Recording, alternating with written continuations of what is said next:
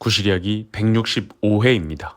몇 년 전 자녀에게 증여한 아파트에 대하여 최근 증여세 신고된 내용을 가지고 과세 당국에서 무리하게 증여세를 추징하는 사례가 있어 소개하고자 합니다. 어머니는 소유하던 아파트를 아들에게 2022년 8월 1일자로 증여 등기했고 다음 날인 8월 2일 날 곧장 증여세 신고를 완료했습니다. 먼저 증여재산의 평가기간과 평가 방법을 간략히 볼게요. 평가기간은 증여일 기준 이전 6개월과 증여 후 3개월 내에 시가가 존재하는지를 보게 됩니다. 우리 사례에서 대략 2022년 2월 2일부터 2022년 10월 31일까지 9개월 정도 안에 시가가 있는지를 봅니다. 아파트의 평가는 어떻게 할까? 1순위 시가. 증여하는 그 아파트의 매매가액이나 감정평가액을 의미합니다. 증여하려는 시점 근처에 대상 아파트를 매수하거나 일부러 증여 목적으로 감정평가를 받지 않는 한 1순위 적용입니다만 실무에서 아파트 증여를 위해서는 잘 발생하지 않는 시가 종류입니다. 2순위 시가. 많이 들어보셨을 유사매매 사례가입니다. 말 그대로 매매가액이지만 유사한 매매가액, 즉 아들에게 증여한 그 아파트와 유사한 아파트의 매매 거래가액을 시가로 본다는 의미로서 동일 단지 내에서 몇 가지 법률 요건을 검토하여 다른 호수에서 거래된 가액을 이번에 증여한 아파트의 시가로 봅니다. 3순위는 위 1순위 시가 및 2순위 시가가 없으면 주택 공시가격으로 최종 평가하게 됩니다. 정리해보면 감정가액이 있으면 2순위 시가인 유사매매 사례가가 아무리 많이 존재해도 감정가액을 적용하는 것이고 감정가액이 없으면 1순위 시가가 없으니 다음 순위인 유사매매 사례가를 찾아야 하고 감정가액도 없고 유사매매 사례가액도 없으면 최종적으로 기준시가로 칭하는 주택공시가격이 증여 아파트의 평가액이 된다는 거죠.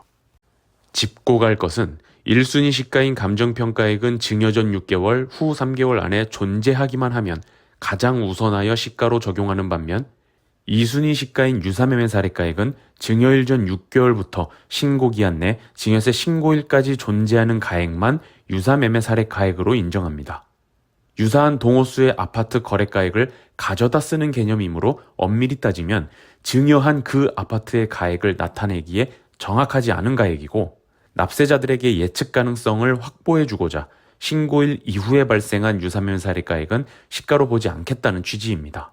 8월 1일 증여 등기를 하기 직전 유사매매 사례가액을 검토해보니 동일단지 내에서 실거래가 없음을 확인하여 주택공시가격으로 신고할 수 있음을 알았고 곧바로 8월 1일 증여 등기를 하고 단지 내에서 새로운 실거래가가 뜰까봐 다음 날인 2일에 곧장 주택공시가격 6억 원으로 하여 신고를 한 사례입니다. 그런데 잘 신고한 것 같은데 1년이 살짝 넘은 지금 세무서에서 어떤 근거로 이 사례에서 증여세를 추징하려는 것일까요? 늘 그렇듯 법에는 예외 규정이 있습니다. 평가 기간에서 벗어났더라도 증여 전 2년 이내 또는 증여세 신고 기한으로부터 6개월 내의 기간 중에 아파트 시가 변동이 크게 없었다면 평가심의위원회의 심의를 거쳐서 해당 기간 내의 시가를 증여한 아파트의 가액으로 볼 수 있다는 규정입니다. 그림으로 보시다시피 평가기간은 증여 전 6개월부터 후 3개월까지의 가액만을 시가로 보지만 예외로 증여 직전 2년 이내의 가격이 있다면 평가심의위원회의 심의로 시가로 보겠다는 것입니다. 여기서 중요한 건 2년 사이에 가격 변동에 뭔가 특별한 사정이 없어야 한다는 점, 즉 주택시장이 어떤 정책 등 요인에 의하여 폭등하거나 폭락하는 등의 변화가 없이 평온한 시장이어야 한다는 겁니다. 그리고 이런 평온한 상황 하에서도 반드시 평가심의위원회의 심의를 거쳐야 한다는 점, 이렇게 두 가지가 충족되어야만 예외적인 시가를 증여가액으로 보게 된다는 겁니다. 자, 그런데 유사매매 사례가는 어떻습니까?